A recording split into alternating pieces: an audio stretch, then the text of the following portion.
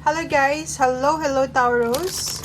Welcome dito sa aking channel Taurus. Alamin natin kung anong messages, vibration, gabay energy para sa inyong lahat.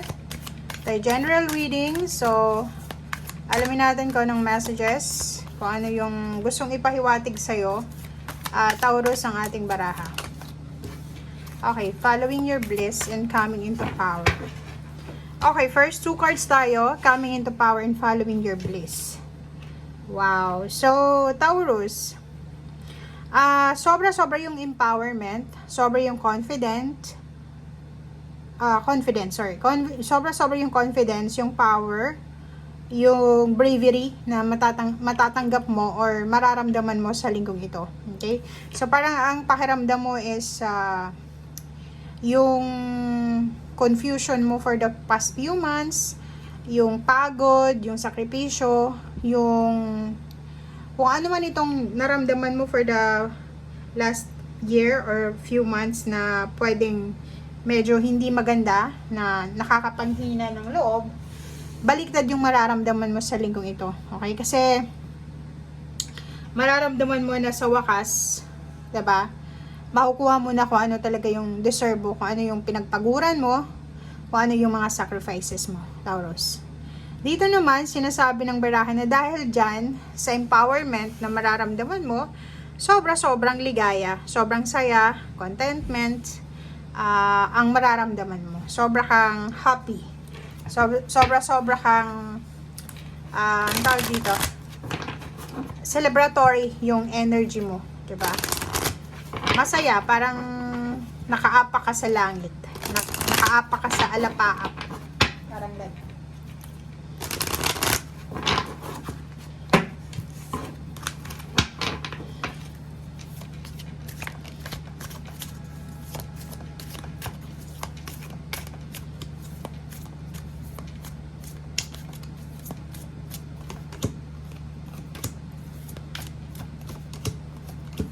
Okay, Taurus.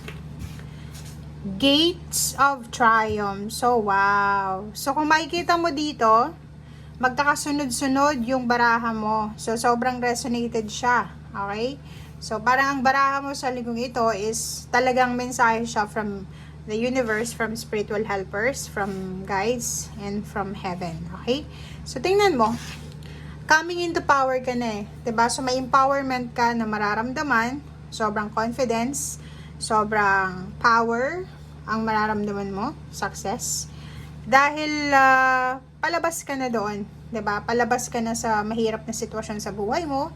Papasok ka na sa gates or sa gateway of success, triumph, 'di ba? Bukas na siya.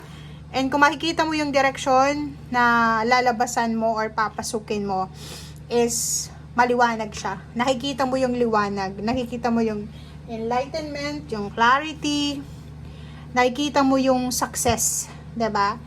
Parang nararamdaman mo or anong tawag dito? Nalalasahan mo na yung success. Okay? And kung makikita mo, another door dito yung lumabas. So, ngayon na yung oras. Answering the call. So, ngayon na yung oras. Ngayong linggong ito, simula ito ng pagbabago, ng successful direction na tatahakin mo. Oras na ito, perfect timing to para sa harvest season.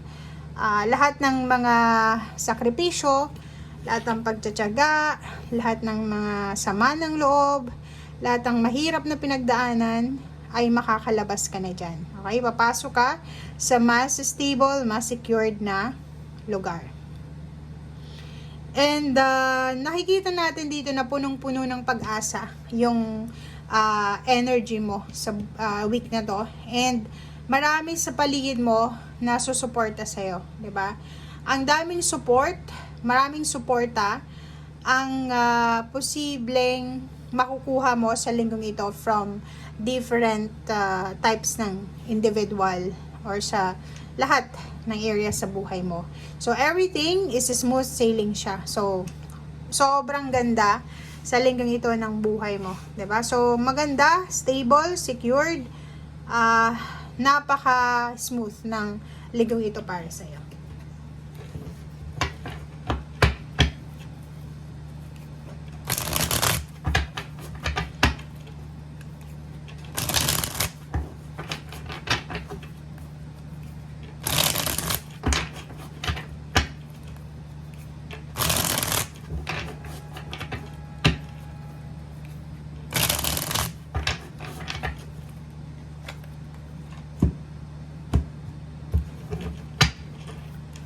Okay, first card sa third deck natin is Queen of Cups and Two of Cups. Okay. So, Knight of Pentacles, aside from maraming opportunities, blessings, and prosperity, abundance ang darating sa'yo, may good news din, may paparating din na pera sa'yo sa linggong ito. Punong-puno ng peace and harmony sa relationship, yung relationship na medyo stress or toxic, stressful na relationship, ay posibleng magkaroon ng closure, magkaroon sila ng understanding, yung mga miscommunication, misunderstanding, magkakaroon ng clarity sa linggong ito. And 8 of Cups is either nakapag-desisyon na maghiwalay sa relationship, or pwedeng may magta-travel, may relocation, babalik sa lugar kung saan sila galing. Ang dami-dami ditong movement na gagawin ka sa linggong ito.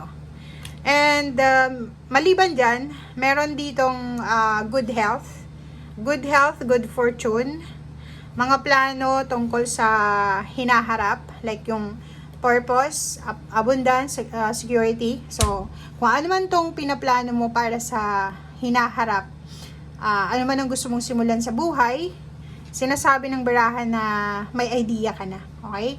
Step 1, step 2 ng mga plano mo sa buhay, alam mo na. Okay? So, itong Empress card is para siyang fresh new beginnings, fresh start, 'di ba? May pag-asa, may rainbow. So nakakakita ka ng pag-asa sa linggong ito. And at the same time, nako, umiwas ka muna siguro sa Capricorn, Taurus. Kasi sa Capricorn, parang ang linggong ito is matitrigger yung emotion mo sa isang Capricorn.